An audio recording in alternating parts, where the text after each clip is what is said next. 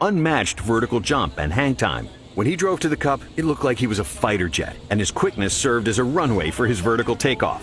When MJ raised up for a jump shot, it seemed like nobody was ever guarding him, because the laws of gravity didn't seem to apply to Michael. Defenders could jump at the same time, but as they would inevitably fall down, Jordan would continue to float in the air and shoot completely unbothered. How's the transition been from college to the NBA? Well, I think it's been pretty easy.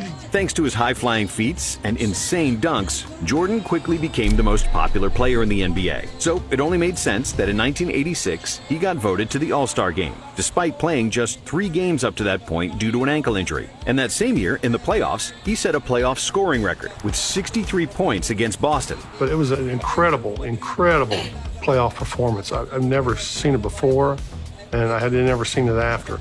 That wasn't Michael Jordan out there. It was God disguised as Michael Jordan. As if MJ wasn't doing enough already, in 1987, MJ led the NBA in scoring with 37 points per game, which was and remains the 5th best scoring output ever, behind only Wilt's insane scoring feats of the early 1960s. I just want the franchise and Chicago Bulls to be respected as a team. It's very hard for something like that to happen, but it's not impossible. Meanwhile, Jordan was miserable. Despite all the fame and individual accolades, he was always losing. In his first 3 seasons, MJ only won 1 playoff game, despite being the best player in the league. But after the Bulls GM Jerry Krause drafted Horace Grant and Scottie Pippen, his life would change forever. In 1988, MJ averaged 35 points on 54% shooting, with 6 rebounds and 6 assists, winning his first career MVP. Because he also led the NBA in steals with 3.2 plus 1.6 blocks per game, Jordan won the Defensive Player of the Year. And he is still one of only 5 players ever to win Defensive Player of the Year and MVP.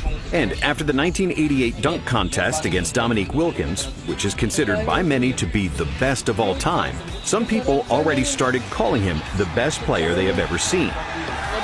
That's got to be a 50. But none of that mattered, because the most important thing to Jordan was winning. And now with Pippen and Grant on the team, the Bulls had their first 50-win season since 1974. Chicago then finally advanced in the playoffs, winning the first round over the Cavaliers, with MJ averaging an insane 45 points per game. However, in the second round, a more experienced Pistons team defeated the Bulls pretty easily, 4 games to 1. It was proof that individual greatness doesn't translate to playoff wins, a lesson Jordan had yet to learn. But that didn't make him any less entertaining to watch.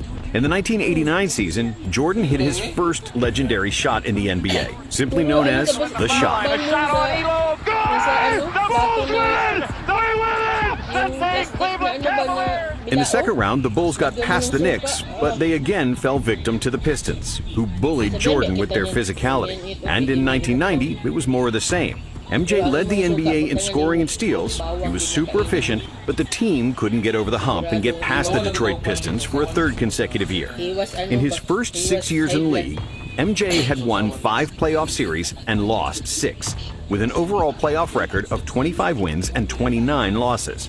So after that 3rd loss to the Pistons, the media started doubting Jordan, questioning his ability to play team basketball, and wondering if he was only concerned about himself and his numbers. And in a way, they were right. In the 80s, he was often trying to score out of double or even triple teams, ignoring his wide-open teammates. In 1989, he was a capable passer, averaging a career-high 8 dimes per game, but Jordan always looked to score first and pass second. And he wasn't like Magic, Jokic, or Doncic, who manipulate defenses with their eyes and fake defenders into wrong coverages. Jordan's passing was more reactive. He got rid of the ball only when he saw that somebody was wide open. And since Jordan was like a black hole that sucked all the defensive attention, when he did opt to pass, it was usually for an easy dunk. But despite MJ's ridiculous scoring numbers, the Bulls' offense was always average during the 80s, and they were actually at their best in 1986, when Mike missed 80% of the season due to an ankle injury. It wasn't until 1990, the arrival of Phil Jackson and the emergence of Scottie Pippen, that the Bulls' offense cracked the top 5 in the NBA. Pippen's passing and pushing the ball in the open court created lots of space for Jordan, who could finally trust someone else to make plays for him consistently. But Pippen's value was maybe even more pronounced on the defensive end. With an enormous wingspan, agility, and a motor to cover multiple players on one possession, Scott